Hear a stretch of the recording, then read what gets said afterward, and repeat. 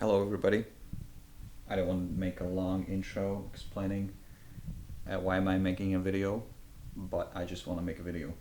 So this is Minimum 91. Haven't seen you, or you haven't seen me in a long time, but let's just jump straight into the theme of the video. So I got this pretty little PowerMac G3 blue and white. I already had two of them before I got this one, but the two of them before got either damaged in shipping or the case was in a pretty bad condition. It was the plastics were very much yellow, and this one is sort of perfect. And I even tried to make a video about the unboxing. There were some problems, technical issues with that, but yeah, I'm making this video right now. So there's one of the previous ones. It's standing over there. So what I wanted to do is just a really quick video about how to remove how to remove the right hand side of the panel of the PowerMac G3. Because I've seen in many videos that people who have got them, who have them in pretty good condition, but you can see through the transparent plastic that I'll actually show you how that looks. I just already unscrewed many of the things. It's not that complicated. You can look it up online. Let me just try to close it up real quick and see if you can check this out. It's really hard to see in some instances, but I think you can see like there's like these blobs of dust inside of the you can see like it's kind of dirty, but it's not on the outside, it's actually on the inside. So what I wanted to show you is just how you can remove the motherboard. And it's already just fallen off while I was closing it up. So the key to getting into the insides of the case, just removing the outer plastic case, is these clips over here on the inside of the metal case, which you can also find on the other side of the computer for the left-hand panel on the machine. So you can see you have dust over here, you have dust under this plastic, but I don't think I will be spending much time removing this hinge mechanism over here. I just want to remove the outer panel, and so what you need to do is unscrew the motherboard. It's quite simple, and for this model versus the other ones, you have to remove the firewire board over here, which I did not know was in sort of a connector on board thing. This is just basically unscrew the screw over here and unscrew it from the back side of the machine, and then you just pop it off and you have it off. You don't need to remove the processor. You need to remove the PCI cards and disconnect all the connectors, the IDE cables, the power cables, and fan controller. I think that's the fan controller connectors over here. And just remove all the screws that are holding in the motherboard in place. And what I've noticed is against the newer PowerMac G4 models, which the Yikes and the digital audio and the sawtooth and everything, is that the motherboards on those machines actually have a slide-in mechanism on the screws. So when you remove the screws, the motherboard just does not fall out like it does on this model over here. But yes, anyway, so in order to remove the door completely, you need to unscrew a couple of more screws. You have to remove these two. I think you have to. I'm actually not sure. Well, I know for sure that you have to remove this C-clip over here, which is holding the actual pulley mechanism, like the hinge, in place. And when you remove that, I'm trying to do that and cut right to the cut to the chase when I get to do that.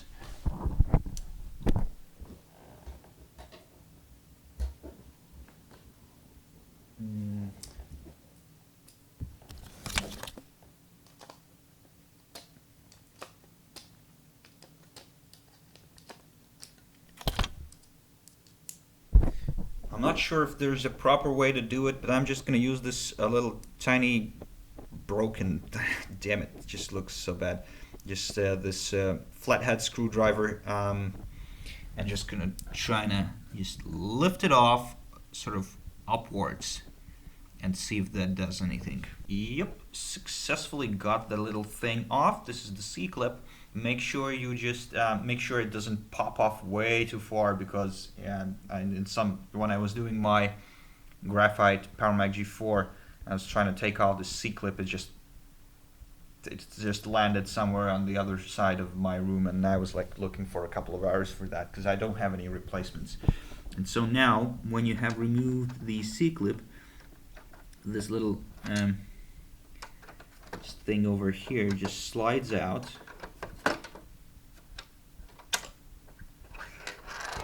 Well, and that usually happens, yes, because there's a ramp over here. Hopefully I'll be able to take that out at some point. Yeah, now the handle is off, and now we need to. I'll just be a little bit more careful and trying to actually remove some of these things from out of here. I'm trying to place the item somewhere so that you see something.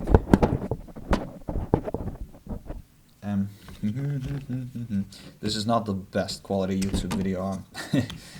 I guess you can see it, but I just wanted it to be an informative video. Okay, let's close this up. My phone fell out of my hands, and this will not hold as of right now because we have unscrewed the handle, and the handle actually makes sure that the door stays on. And now we have to unscrew these. Now we have to unscrew. I actually think we can close it up. Let me just do it with my leg. Oop. Yeah, that closed up, and I'll show you how you can open it up later on. And I need to use the proper size of the, what do you call it, the hexagonal screwdriver head. Hopefully this is the right size. No, this is a little bit big. Let me take one smaller.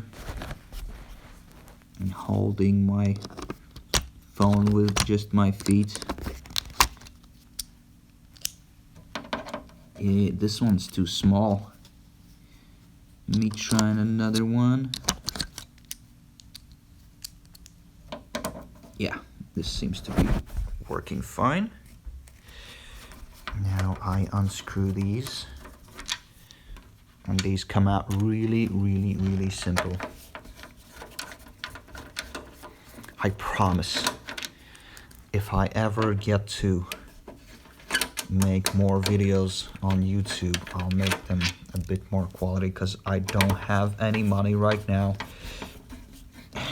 I can't afford even a damn tripod to make this a proper video. So I'll move these to the side. So now the door should just come off. Oh, right. We should be... So now, in order to open the door up, we need to insert the... we need to insert something that is a bit longer. Something like this. Inside. Because you know, like the way the handle works, I actually think we can pull in the handle and just, yeah, that actually works. Cool. No need to no need to come up with some sort of alternative tricks here. And I'm gonna use these very rusty pliers that basically are almost non-functional, and trying to just apply these clips over here that are holding the side panel just right under the Apple logo, and you should. And this sort of feels a bit risky, but trust me, I've done it a million times, and results should be and it got through the hole, and now I should be able to. Right, I was actually right on this one. We actually need to remove these two screws here as well. So let me do that really quickly.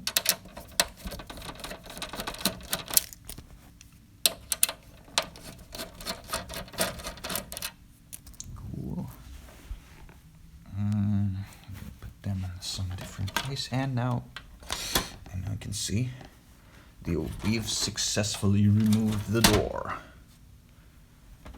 which is very nice. And most of the dirt is on the other side of the panel. It's not so much on the metal casing itself, but you can see against the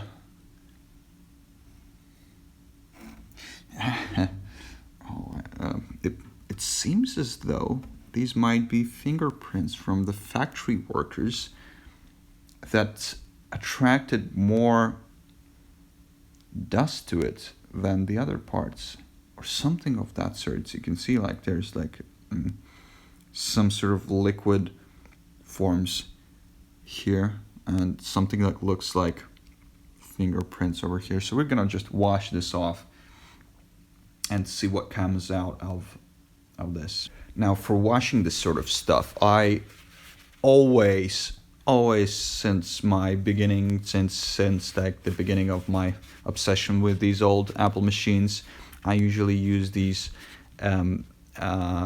kitchen towels. You usually have to pick the right ones that have the fabric that does not start to deteriorate when you apply any kind of liquids on top of it. So I picked these quite well, and then I use a window washing liquid that has some alcohol in it, but not too much.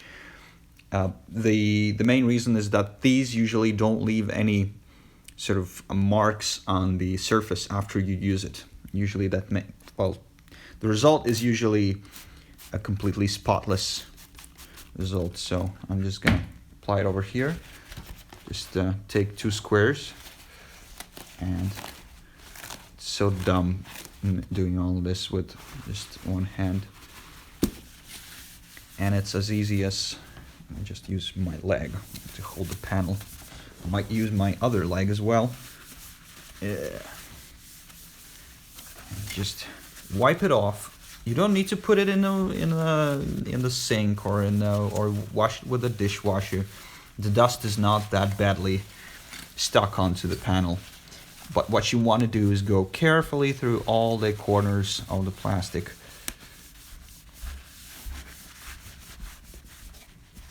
Around the Apple logo,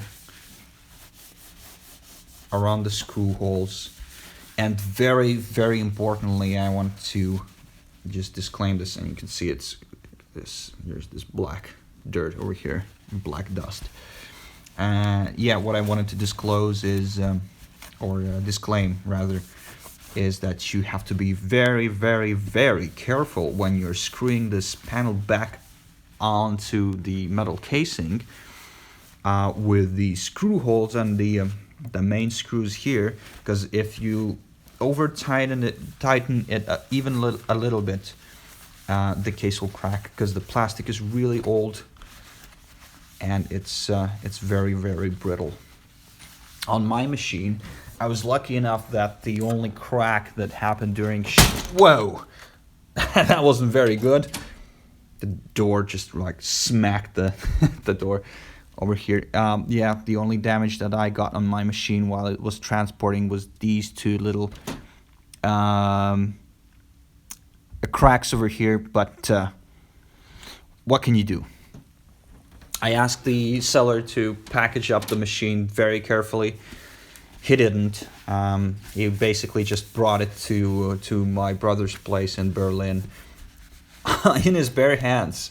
He didn't even package it up. It was sort of in a big sports bag or something like that. But luckily enough, Uh, luckily enough, when I was buying this, I did not know, but the machine actually had some original plastic stickers on it, like the protective stickers on the front casing, on the CD drive over here, and the little tiny Apple logo over here, and both sides of the Apple logos were all covered in its original protective plastic. So that was a very nice surprise. So I'm just gonna, I think it's quite, let me look this against the light. Let me actually adjust the ISO a little bit so you can see it. So you can see the result. And now it's perfectly spotless. It's perfect. And now my fingerprints are on it. Just clean it off one more time. Adjust the ISO a bit. Okay, put this to the side. And now I have this to take care of. I actually have both of these hard drives are not screwed on, but I don't want to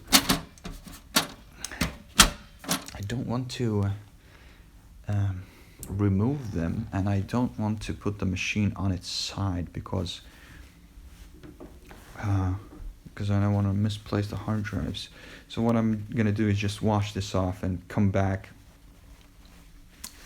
when I'm done.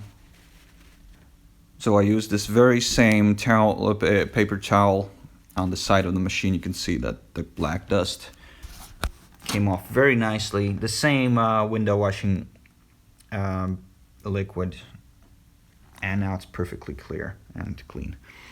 But since I'm doing this right now, I'm actually thinking about removing the front panel as well, because the front panel has some dust underneath it as well.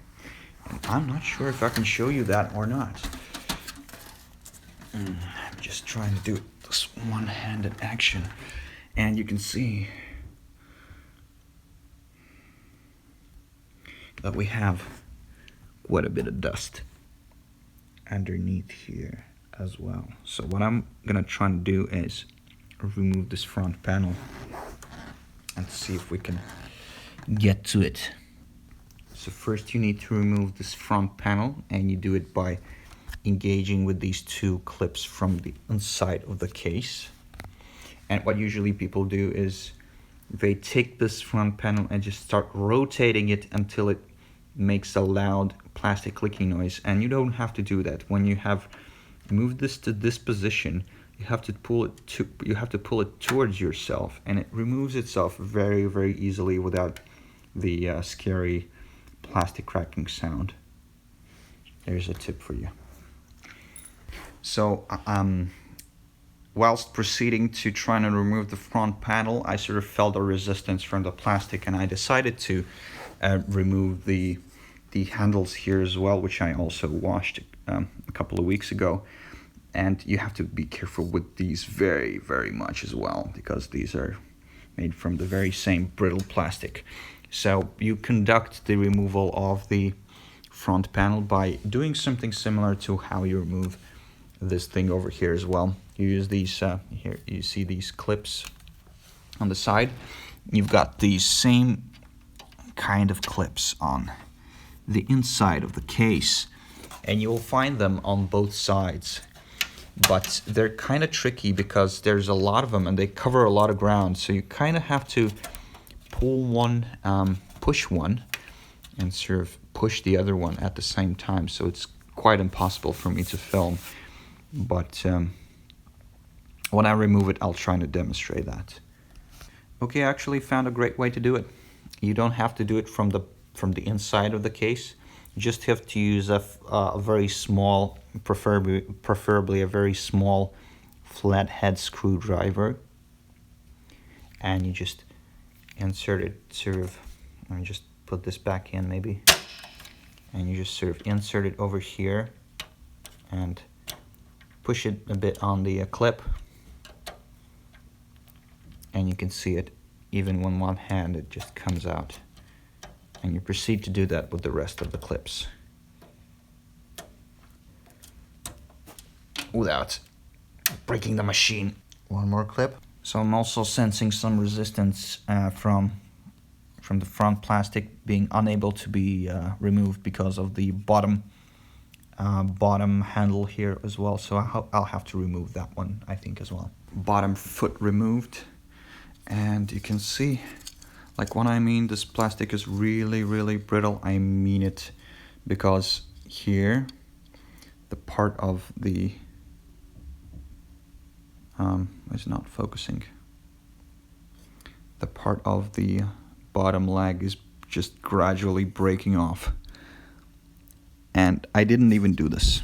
When this arrived, it wasn't in this condition. It's just deteriorating as we go.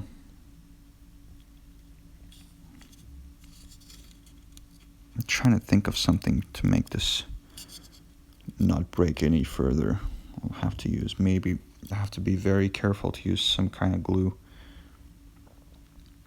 Why is it not autofocusing? Yeah. So now, how do I save this piece of plastic? Where do I put it? So now I have to remove the other side here as well, maybe. Oh, actually, I didn't. It just popped off. Just adjust the ISO a bit here as well. And you can see most of the dirt and the dust is on the back side of the plastic, so we'll have to just wash this side and then a bit on this side here as well. That's strange.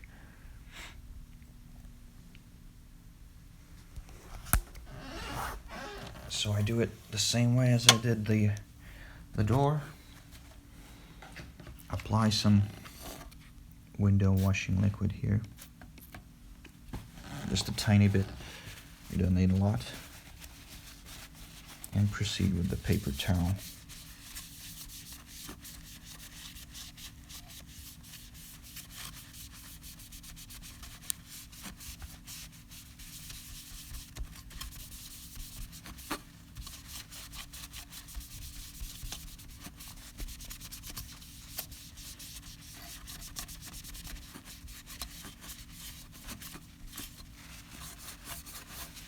When I was making my YouTube videos about 10 years ago, this is the sort of stuff I wanted to do. But at some point, grown-up life got to me, and I had to do other things.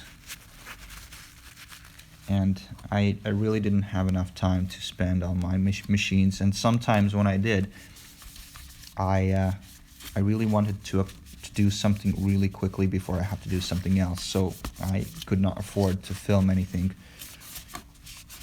And so what I did is just do it really quickly, don't film anything, and yeah, too bad, because we would have had a lot of content on this vintage YouTube channel here. You see now, there seems to be a lot of dust in this inner frame here as well. And for some machines, like I had this one Graphite G4 machine, it was so dirty, and that there was even dust under this plastic piece of the front panel. And this is not a solid piece of plastic. It's just like a very, very thin layer of elastic plastic. And what I had to do was cut these plastic molds on each corner here, remove this sort of paper-like material out of here, and wash the insides then. It was very risky because I was very scared then, like when I put it back together, what kind of glue can I apply afterwards on these corners, so it doesn't go through the holes and onto this side here, and it doesn't spread the glue on this side. And you need to use like this sort of gooey type of glue that stays on. It stays on as like these like droplets instead of a liquid.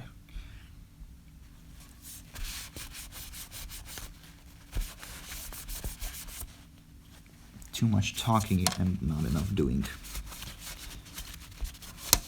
I'm gonna finish this off camera and get back to you and show you how it turned out against the light. So I'm done cleaning the front panel. I'm just gonna show you how it turned out. And you can see there's still some visible damage on the plastic here. It's probably from the seller handling it not too very carefully. And you're gonna get this sort of damage on most of these machines because they're more than 20 years old now. But what are you gonna do? It's barely visible when you put it on your desk and start just having fun with it, or it's just like when it's standing on the desk, you can barely see this damage. And the what helps it to make the damage invisible is this matte plastic. And there's two sides to it. There's sort of there's a good and a bad side to it. The good side is that when it's scratched, as you can see, like this side here has these sort of marks on it. It's barely visible when it's standing like just in regular circumstances. But the downside is that if you want to fix it, you can't. But with the say with the graphite G-force, when you have any sort of damage on parts like the side panel, you can just polish it off because it's just glossy, like completely solid glossy finish, and you can use like polishing compounds and a cloth to just polish the scratches off, and you can get like a really perfect condition for your machine. But for these matte plastic parts, I've yet to find any sort of remedy to fix these scratches. So yeah, there's a good and a bad part with this design. So now I'm going to clean off the dirt from the front metal case part. So here again, a lot of dirt removed. And I was not very careful when I was doing it, and I actually damaged the old speaker foam here. And I forgot that. I actually damaged it on my previous restorations as well. So I'll guess I have to find a replacement foam now. And I'm not sure if I have any. But yeah, if you're gonna clean this off, you'll probably damage this thing over here because it's like all the foam, it just is falling apart. You can see I'm barely touching it, and it's completely deteriorated. So I couldn't find any foam around the house. So what I decided to do is use this. I don't know what this actually is. It's not cloth. It's some sort of synthetic material here. And I think this will be, and it's not very thick, so it'll not prevent the sound from coming out of the speaker. So I think this will be a good enough solution. So it will not be as visible as removing the old foam completely and just leaving it the metal holes there, ones you can see here. Because let me just demonstrate it. If you take out this foam, just so you don't waste your time with stupid solutions with these old machines, yuck. And you put the front panel back on, you can see, hopefully, let me just adjust the ISO. You can see that when you don't have anything there, you'll be able to see the holes through the plastic, which is not the original aesthetic of the machine. So you don't want to do that probably, unless it's unless you don't care. So what I'm gonna do is completely remove this foam here, and just cut out a black square, a square of this material here, and stuck it on top of it using this what do you call it? M3. I think it's M3. This M3 very, very sticky tape, and come back to you. I don't think I need to use a circle specifically, because we got the because the entire thing is then hidden behind this white plastic that I showed you previously. So I don't think we'll be able to see the corners of the square coming out, because I just don't want to overdo it and cut the circle perfectly. And again, I'll come back to you when I'm done with this and show you the results. So I got the M3 tape, sticky tape, in this arrangement here. So this is the square I cut out. Now I'm gonna remove the protective layers here.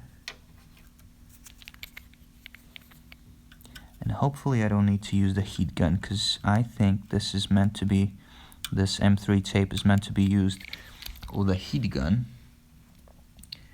because it's so strong. It's sort of like this. It's sort of like adhesive that they use in the iPhones to stick the iPhone glass onto the either metal or plastic frames.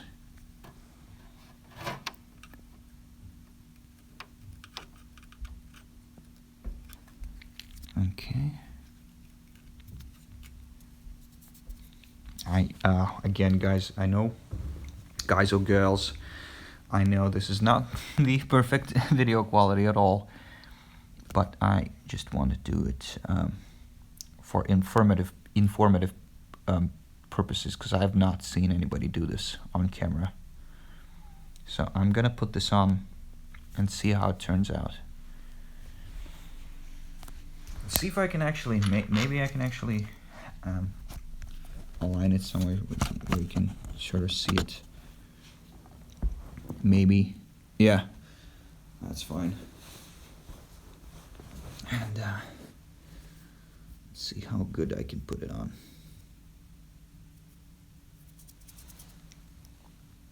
How well? Just gonna. Oh yeah, it's super sticky. Okay.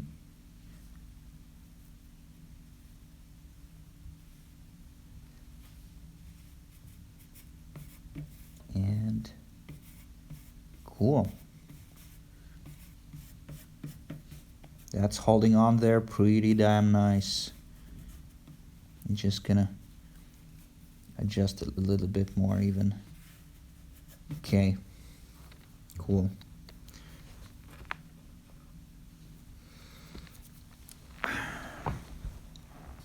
So let's put on the front panel on camera and see what kind of results we have. So you put the front panel on back by inserting the left hand side first, and then aligning the holes. Oopsie, what was that?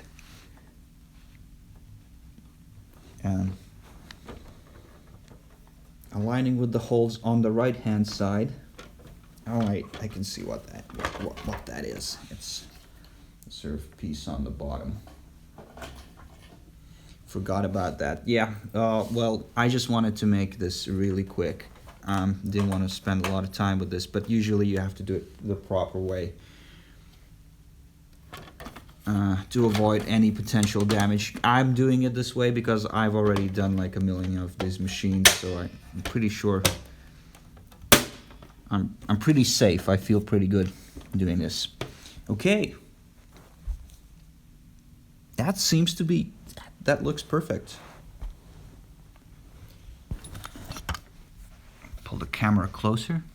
Adjust the ISO again. Yeah, that looks just like stock. Even though it's not the foam, it's just a different black material. It still looks as it was meant to be.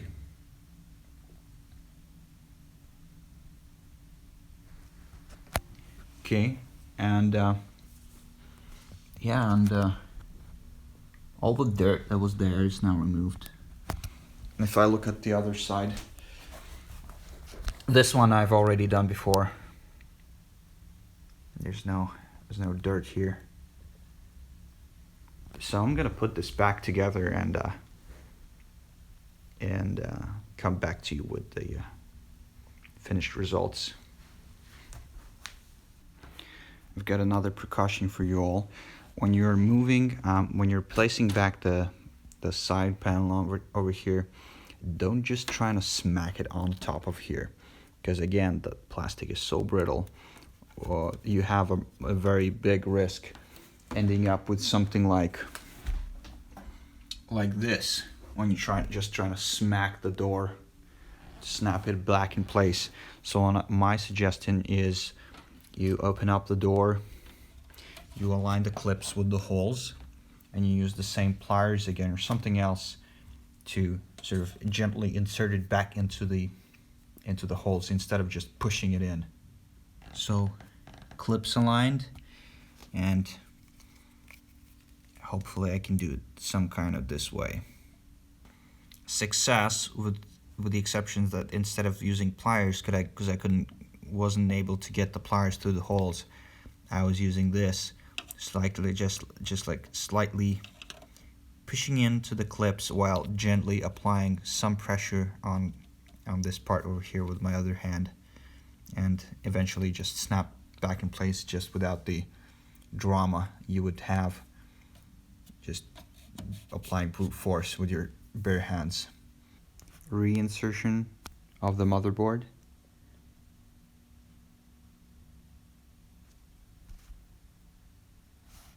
Actually, before you do that,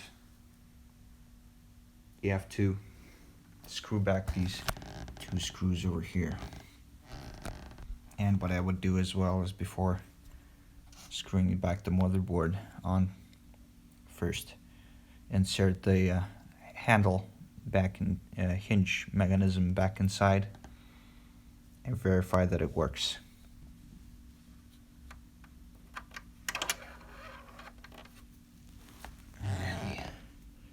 Great. And then the insertion of the C-clip. Oh God. That. C-clip reinsertion successful. And now back to screwing the motherboard on. And you begin by reapplying this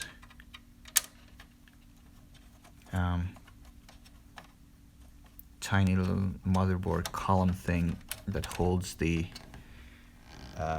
firewire module with a slightly raised. Actually, just begin with the firewire thing here. Before inserting the firewire module back in, you have to remember that there's one more screw that's holding the motherboard in place, so please, yes, before you do that, screw the back inside. Screw the screw back inside into the hole. And the entire process is actually super simple, because luckily enough, at that point in time, Apple was not using a lot of custom parts or very specific screws, because you can see, like, I basically put them all in the same location here on my rug where I'm working, because they're basically all the same, so you don't have to worry about misplacing or categorizing the screws by size or something else. So that's a good thing. So that's the firewire module. All the rest of the screws are inside, so we can start to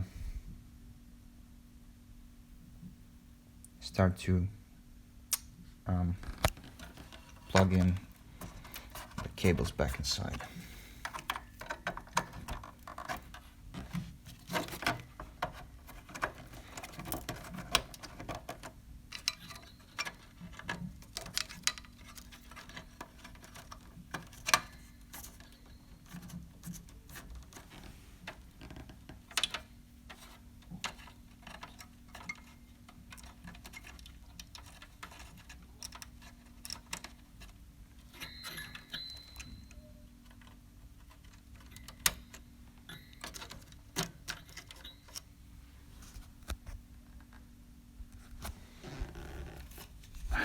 ATI Rage 128, as I've actually don't know if I've seen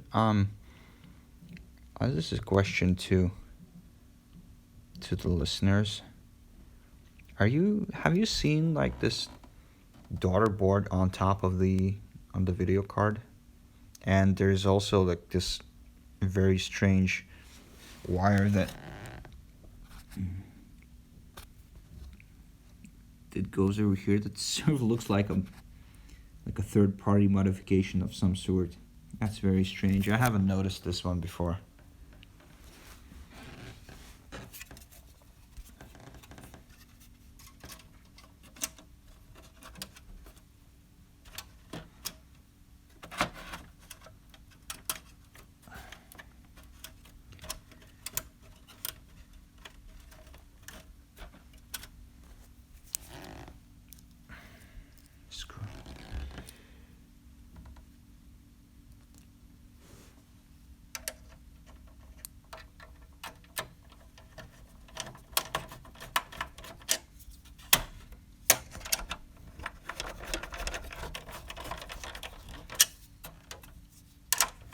That's good.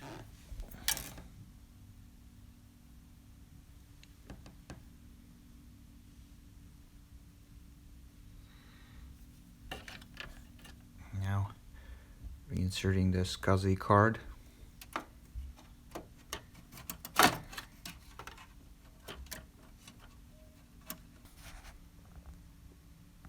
Okay, now the machine is completely put back together. And with the exception of the side screws on the panel here. So that's the only thing left to do here, is to just screw back these in, put it on the table, and show you a view of how that looks. So I don't have the best lighting in this room here. I doubt I'll ever have, but just for the comparison, I put on, I stood up the spare machine I have as well on the table, so you can see the difference. And maybe even the most visible difference here is in the handles. Just look at the handle of the machine on the left versus the right. The one on the right is so yellow. I don't know how, but it's even more yellow than the rest of the case. You can see the case is broken off in many places here. Like even the tiniest, smallest details, plastic is very brittle. And again, you can see that even this one is even more transparent than the other one. I don't know how, but it sort of loses transparency, I guess, with time. And it's not so visible on camera, that I could say for sure. But when you have one, when you see one in with your own eyes, you can clearly tell the difference between a machine that's been standing in high dosage of ultraviolet rays versus one that's been standing somewhere under the desk in the shade in a relatively cool room where there's not a lot of heat. As far as I understand, there's the heat of the room also influences the chemical change of the plastic as well. So don't don't keep your machines in too much heat. Don't keep your machines in too much ultraviolet rays. I have it now near my window, but there's I live in a place where there's the sun is not too intense, so it's fine. And let me put the display on the table and show you the complete setup. So here's the entire machine setup. I'd love to show you how it looks in daylight, because again, as I said before, the lighting in this room is subpar at best. So just let me put it up for you just for entertainment. I love the power button on the keyboard. That's the way I usually turn it on. But the power button on the keyboard does not light up, which is unfortunate. It would look kind of cool. But the one on the machine lights up.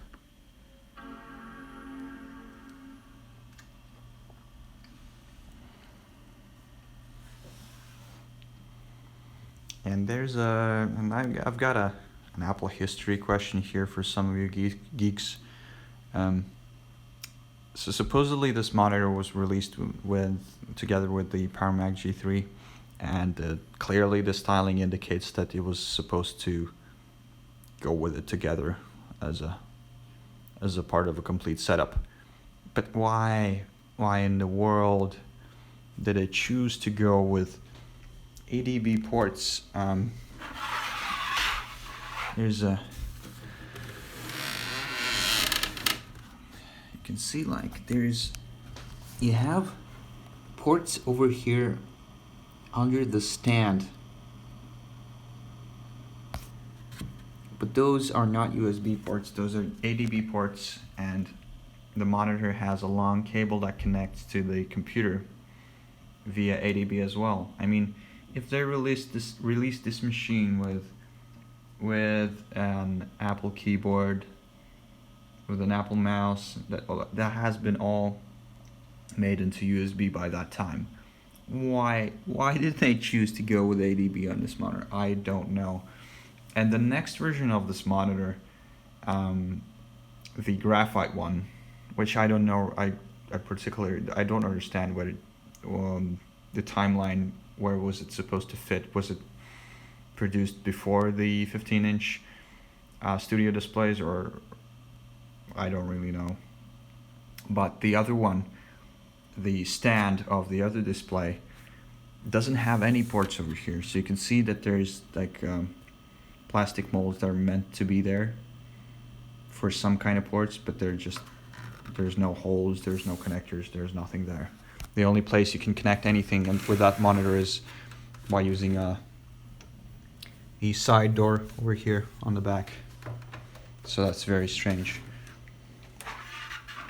So got the only thing that doesn't really fit this setup is the mouse, because I really don't like using.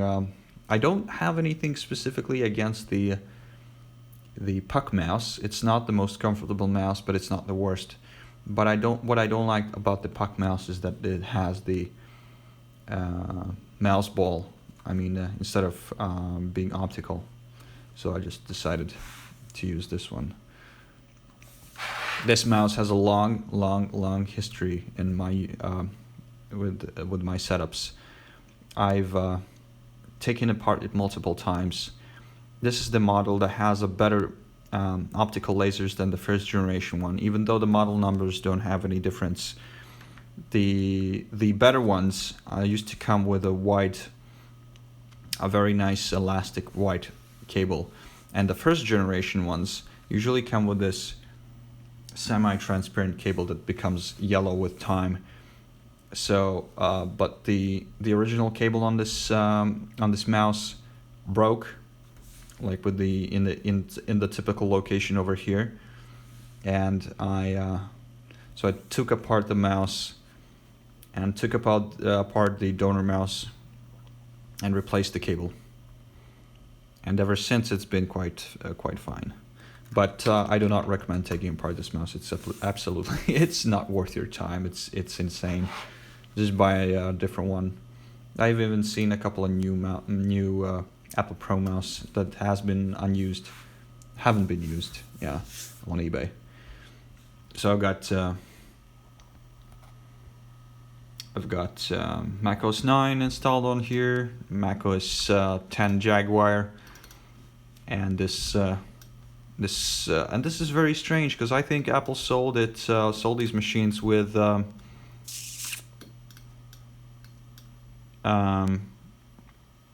I thought Apple sold these machines with the optional SCSI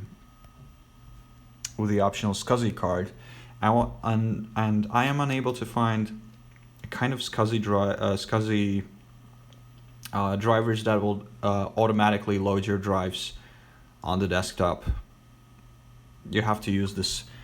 You have to use the Adaptec extension, and then you have to use SCSI probe to actually mount the drives, and I think I forgot to connect them inside the machine. But yeah, this is what I have. I'm trying to run it completely stock. I don't have anything much installed here, just besides some games and stuff like that. This is the next day, and I think there's never going to be a perfect lighting in this room ever to be able to show this off, but I mean, it looks good to the eyes, but it's hardly visible on camera, or barely. But this is how it looks in natural light.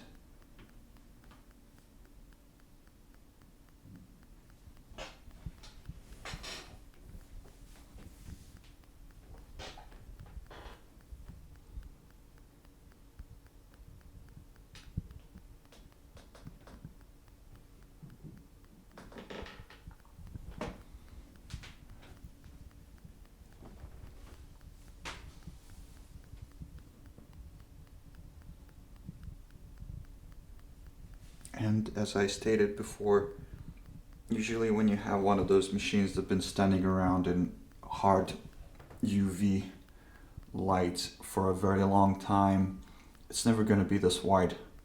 It's usually going to have some very, very clear visible yellowing. And if you think this looks yellow, it's I think personally it's just because I have wooden window frames and some growing tomatoes over here that reflect sort of warm tones instead of cool tones. Maybe it's that building over there outside of the window. It's yeah, but you can see it's the plastic is quite, the hue is very clean and white.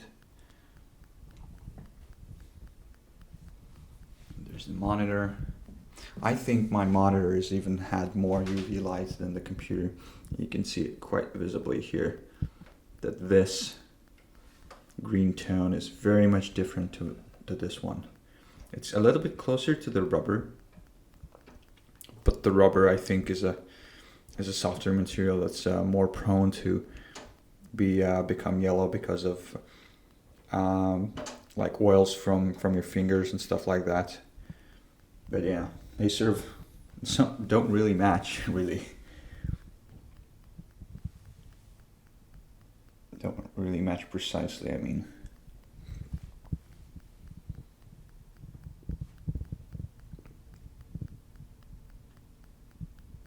But it is still very, very pretty.